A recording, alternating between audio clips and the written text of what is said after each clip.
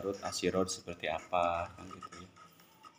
Ternyata ibu melihat keadaannya seperti ini gitu ya. Jadi ya mudah-mudahan tujuan ibu datang ke Asirod ini tercapai gitu ya, tercapai. Dan tadi saya sudah sampaikan bahwa silahkan ibu boleh dengan leluasa melakukan eksplorasi, melakukan observasi.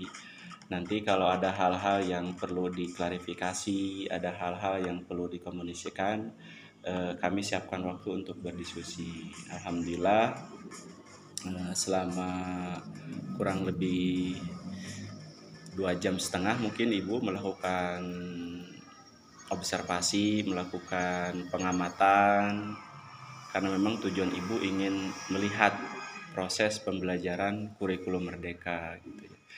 Seperti inilah kurikulum merdeka, kami memberikan kebebasan kepada peserta didik kami, tetapi kami tetap merencanakan kegiatan gitu. Jadi kurikulum merdeka itu bukan berarti materinya diberikan penuh kepada anak.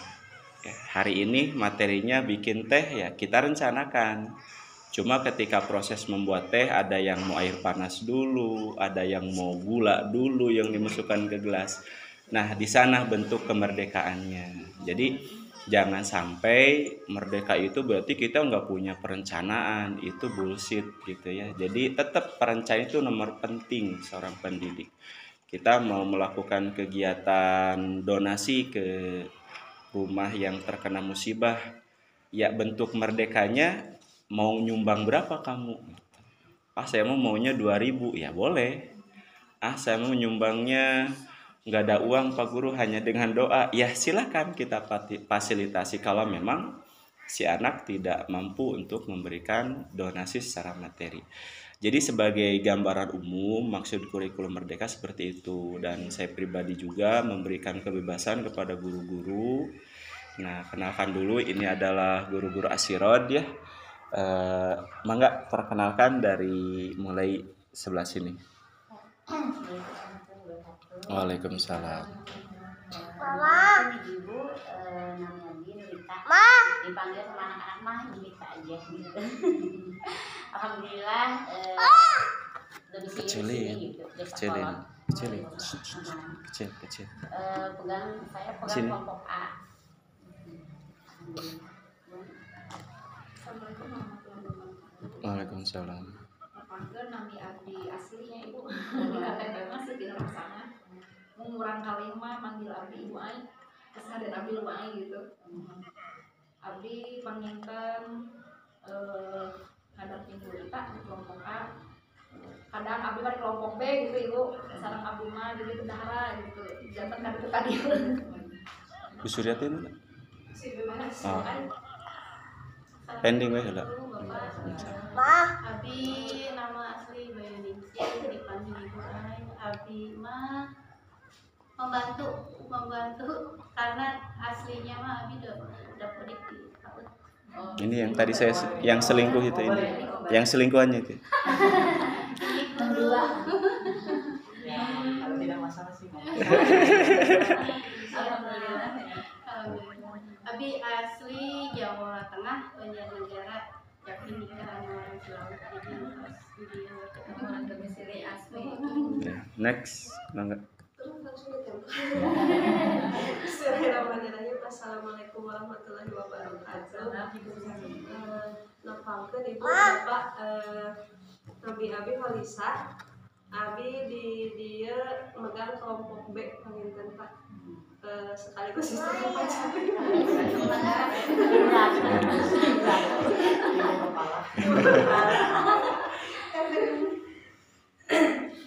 Abi asli orang Garut. Assalamualaikum warahmatullahi wabarakatuh. Itu perkenalan dari kami Bu ya. Jadi satu lagi Bu Suryati sedang beres-beres, tugasnya untuk megang kelompok B Putri gitunya. Jadi secara keseluruhan Asirod ini belajar untuk merdeka dalam menentukan sikap. Salah satunya adalah orang lain mah enggak disip, kita mah disip kan gitu ya. Karena memang kita melakukan melakukan evaluasi dulu, kalau disatukan itu tidak kondusif. ruangan dengan kapasitas anak, ya udah daripada tidak kagero bahasa Jerman nama, kita putuskan kita komunikasikan dengan orang tua. Apakah ada orang tua yang protes yang lain sekolahnya 3 jam kok di kita hanya 2 jam, ada juga gitu kan. Tapi kita memberikan edukasi dan parenting kepada mereka sehingga mereka pun bisa mengikuti apa yang kita lakukan, menerima. Jadi kuncinya adalah komunikasi ketika kita punya program apapun. Itu mungkin sebagai prolog dari kami, mengucapkan selamat datang kepada Bapak Ibu. Silahkan mungkin ada koordinatornya untuk memperkenalkan diri atau untuk mengkoordinir. Kalau ada beberapa pertanyaan yang mau disampaikan silahkan. Kepada tim dari teman dari Karangpawitan, monggo silahkan. Assalamualaikum warahmatullahi wabarakatuh. Waalaikumsalam. Sebelumnya terima kasih kepada Pak Calim sebagai tuan rumah sudah memberikan kami dari 2 TK ya, dari TK Harapan Bunda dan TK Nurul Huda. Kebetulan saya Susanto namanya. Saya tuh operator dari 2 TK, tapi 3 harusnya. Nah, cuman yang 1 nggak mau ikut, masih juga. Jadi karena datangan saya juga mewakili 2 TK ini, karena kemarin ada wacana katanya 2024 kita wajib IKM, pengawas, menurut ayo daftar. Jadi guru-guru ini sudah pernah ikut menghafal pelatihan pengawas, cuman kadang nggak tahu gimana sih praktiknya gitu. Kita cuma ada yang kasih modul kayak gini, tapi tidak ngerti yang disampaikannya. Apakah sama dengan yang dulu kita lakukan yang 2013? Nah, untuk itu karena adanya Pak Calim yang udah sekolah penggerak sekaligus sudah menerapkan IKM karena kemarin Bu Sofi kan di TK Asia kan. Oh ya. Ya, jadi meminta izin gitu untuk datang ke sini untuk meninjau prakteknya langsung. Untuk itu ini saya perkenalkan dari pertama kepala sekolah TK Harapan Bunda. Bismillahirrahmanirrahim. Assalamualaikum warahmatullahi wabarakatuh. Waalaikumsalam warahmatullahi wabarakatuh. Nah, hatur nuhun ka bapaknya. Sami-sami. Tepan mah para barangkali. Sering ya. Sering lah. Insyaallah mau qadarullahnya nu bae ayeuna panginten biasa langsung ka dieu. Abdi tertarik pisan tingalitan tepang sareng Bapak. Daripada komunikasi sareng ya ada empati yang besar gitu, bagaimana nanti di situ pembelajarannya seperti apa. Ya alhamdulillah berkesan sekali ya ke sini. Mudah-mudahan semuanya yang kami lihat menjadikan ilmu untuk ya kita semua. Ya nami abdi panginten Ibu Evi Sophia, cuman anak-anak suka panggil Bu Sophie. Ini sekalian aja ya. Ibu Fatima ya masih kuliah, alhamdulillah semester 6 ya Nek. Pertama kali begitu keluar dari SMA masuk ke TK kami pas mau akreditasi dulu ini dari TK Nurul Huda, kepala sekolahnya Ibu Irma. Nah ini Ibu Eni, ibu gurunya. Ya alhamdulillah kami ini ada 1 operator sama Pak Santo, jadi selalu bersama. Kalau ada apa-apa. Ibaratnya dapat bantuan Pak, kok nggak dapat jadi ketempuhan. Sama bareng gitu. Iya. Itu kan Bu, ampun tenang kadi teh meni Bu. Tasawiyah. Ya silaturahmi ya insyaallah panginten. Tapi yang bosan pilih KDD-nya Bu. Pilih KDD bisa ayam Bu. Pilih KDD insyaallah abdi mah yang nyanak urang kalina KDD teh dan anak-anak teh melihat langsung seperti apa. Nah, itu yang ninggal cenah yang cara menaklukkan anaknya seperti apa.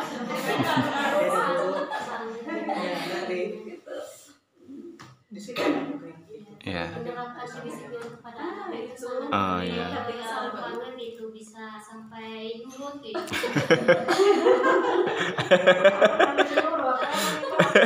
Kan nurut. Saya bukan. Iya. Anak yang di kumanya jualannya di luar dulu tapi ngeyel ya.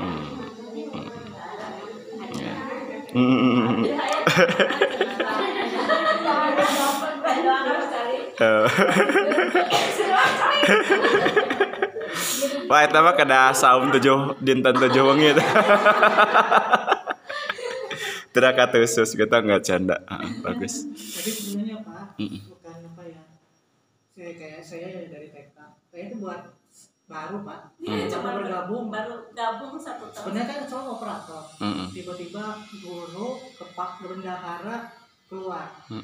Pindah sekolah. Jadi kena musibah gitu. Enggak, Terpaksa. Tadinya terpaksa saya. Tadinya teman operator aja ngurusin beberapa sekolah.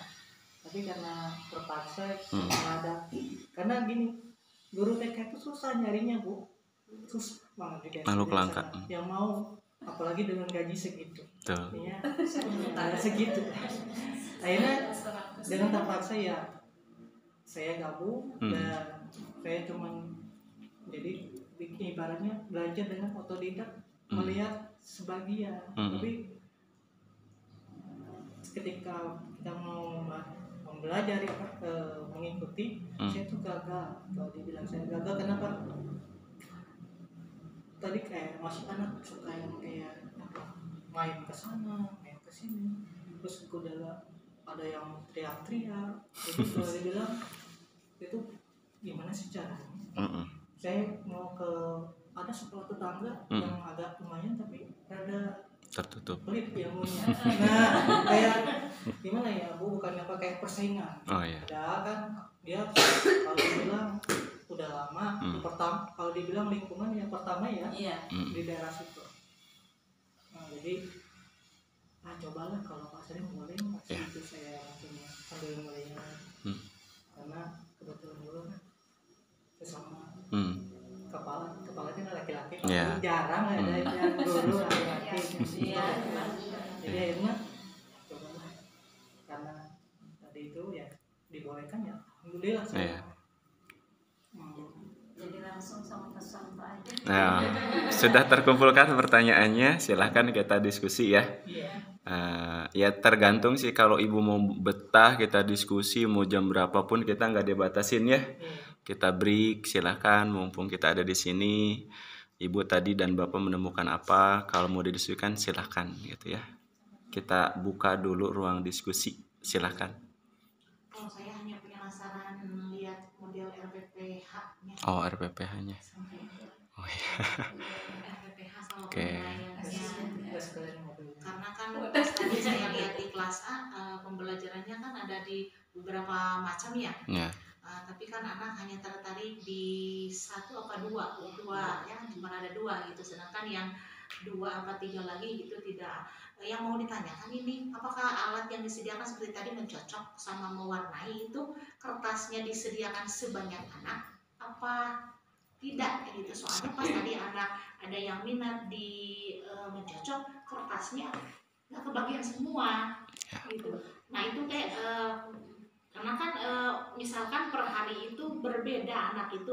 Ada yang misalkan anak itu ada minimal maksimal. Oh anak ini maksimalnya minatnya ke sini. Ada yang minimal kan kayak tadi gitu kan. Anak dominan minatnya ke mencocok, sedangkan yang mewarnai cuma 1 orang gitu kan.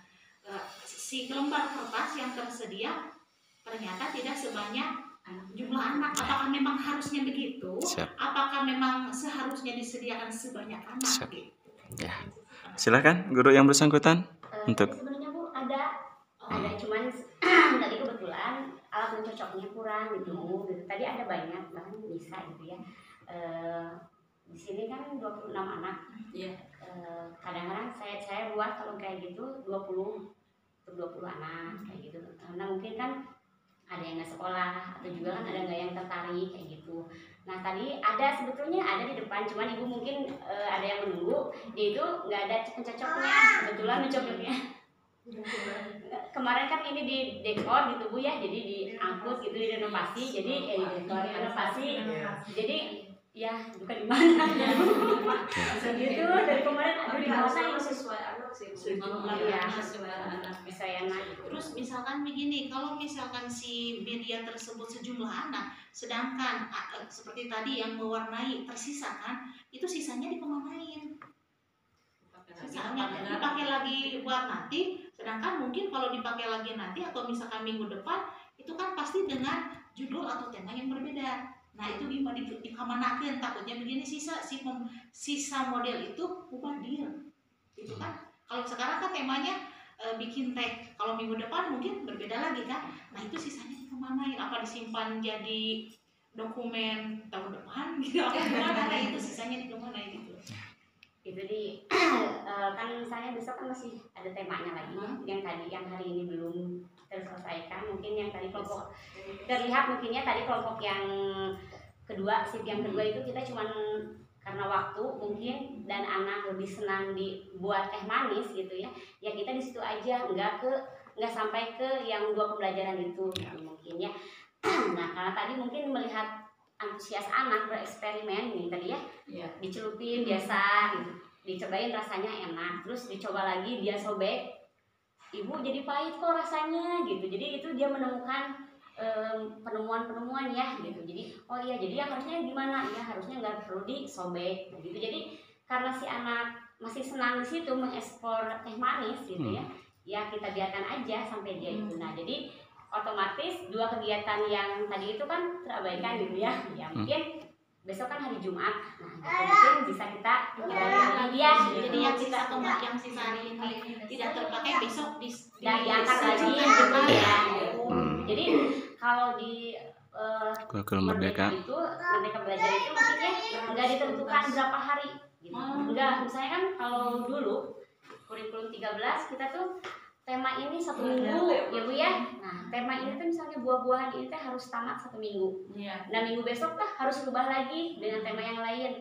Nah untuk di kurikulum Merdeka ini kita melihat antusias anak, keadaan anak seperti apa, misalnya masih antusias tuh dengan tema itu ya kita angkat lagi, kita kembangkan lagi tema itu gitu. Jadi nggak dibatasi dengan waktu gitu ya Bu ya. Enaknya gitu ya.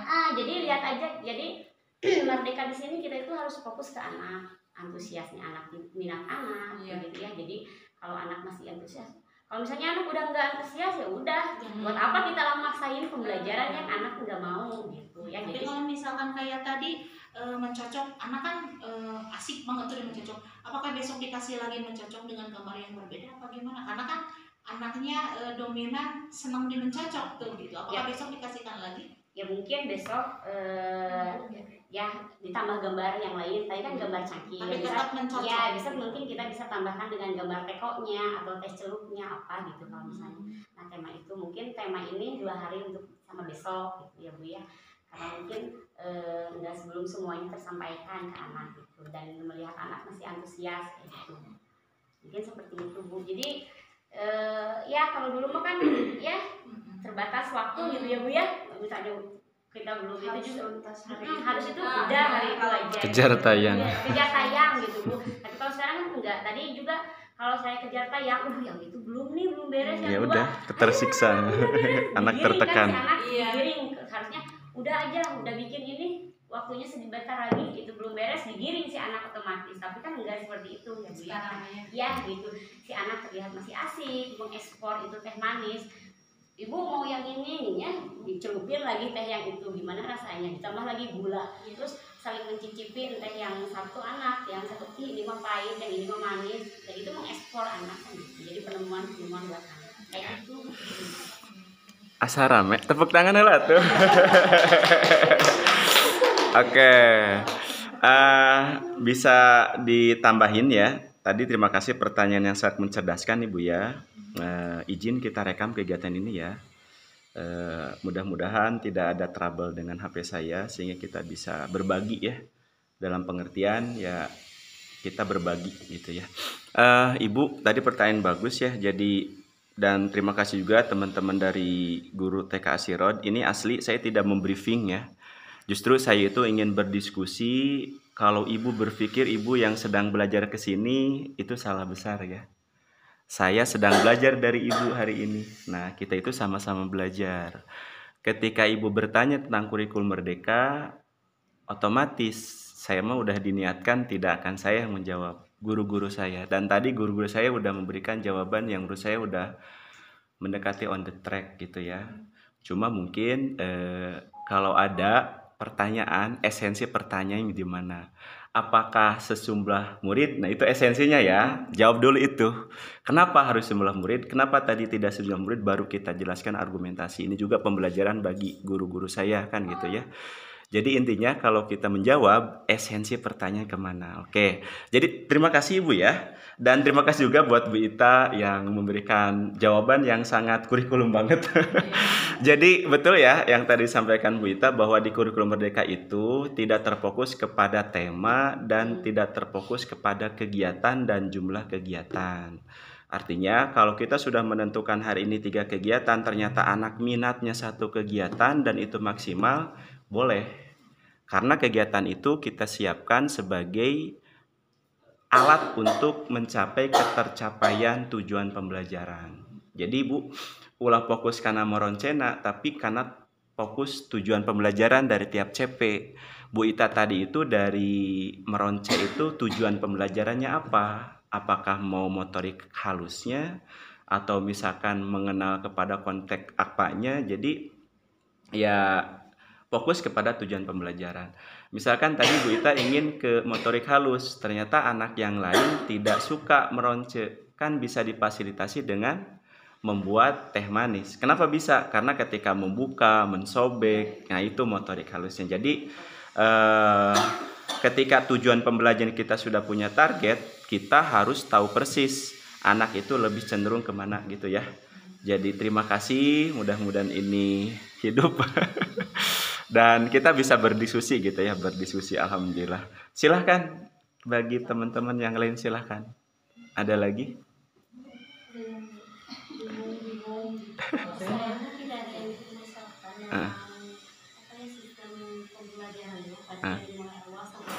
Oke. Saya udah observasi, karena saya sendiri pegang kelas B. Yep. Dan apa yang saya lihat dengan apa yang saya praktekkan di lembaga sendiri itu hampir sama, ya hampir mendekati, cuma beda sedikit. Yang saya ingin tanyakan itu memangnya sebenarnya kalau dari basicnya pendidik anak usia ini sudah betul, cuman karena mungkin lembaga saya lagi di apa ya, ada tuntutan dari masyarakat, itu ada masyarakat orang tua, jadi anak itu harus nulis apakah itu tapi kalau di tadi di kelas B itu memang ada nulis, cuman kayaknya nulisnya di PR-in gitu, ada disediain buku tulis sama buku batik.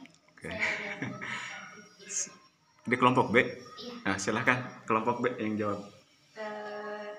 Memang sih, emang kalau misalkan tuntutan orang tua gitu kan, saya juga emang berpikir seperti itu. Tapi emang kemarin itu kalau misalkan kita banyak menulis di kelas itu kan, jadi kita eksplorasi anak itu kurang gitu ya. Jadi kemarin kita itu inisiatif supaya keinginan orang tua terpenuhi gitu kan. Jadi keinginan anak terpenuhi.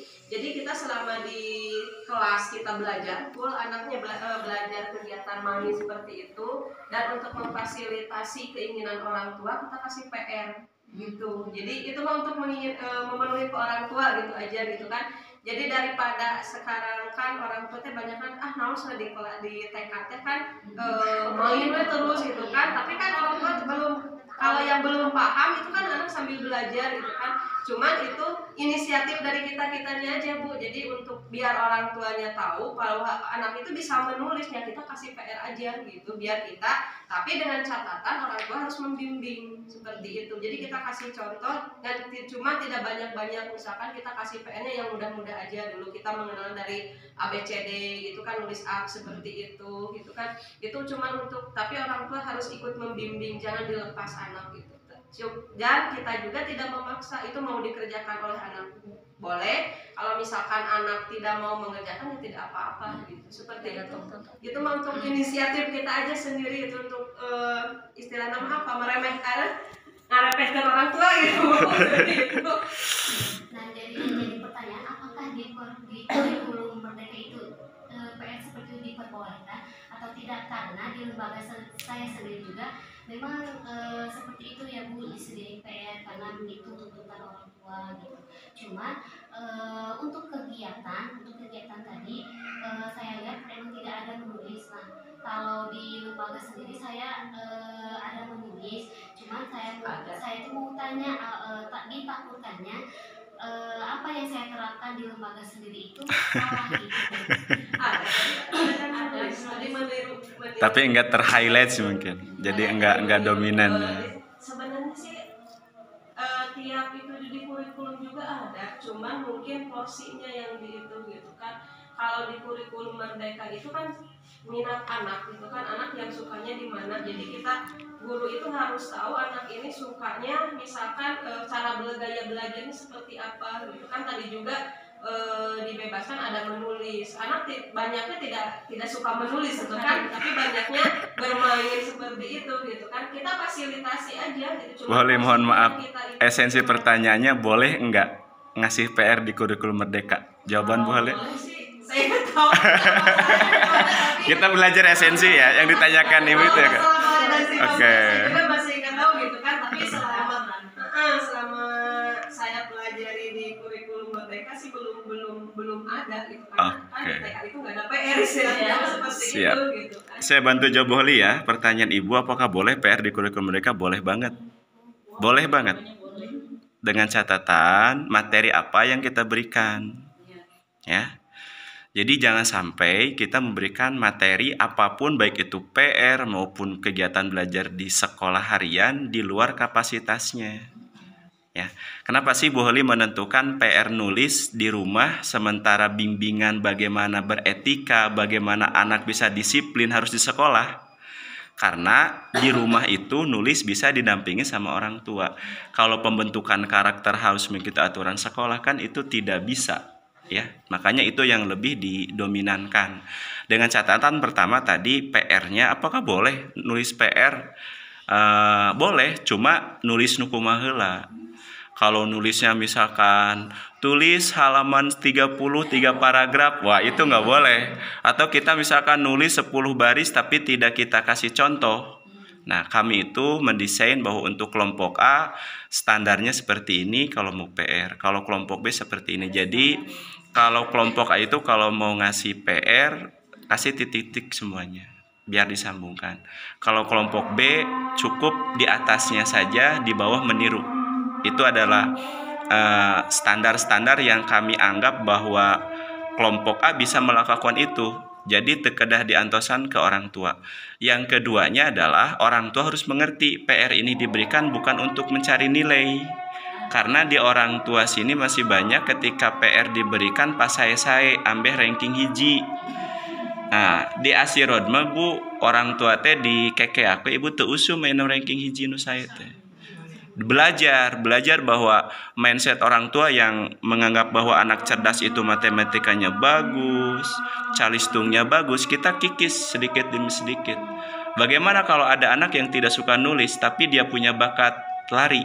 Apakah dia dihalangi untuk menjadi atlet di masa yang depan? Jadi hal-hal semacam itu yang perlu kita edukasi. Makanya salah satu fungsi dari sekolah penggerak itu adalah keterlibatan orang tua dalam proses pembelajaran. Jadi harus sering ada parenting. Di kita hampir tiap minggu parenting itu. Jadi ketika ada program apapun, orang tua dikumpulkan, disampaikan.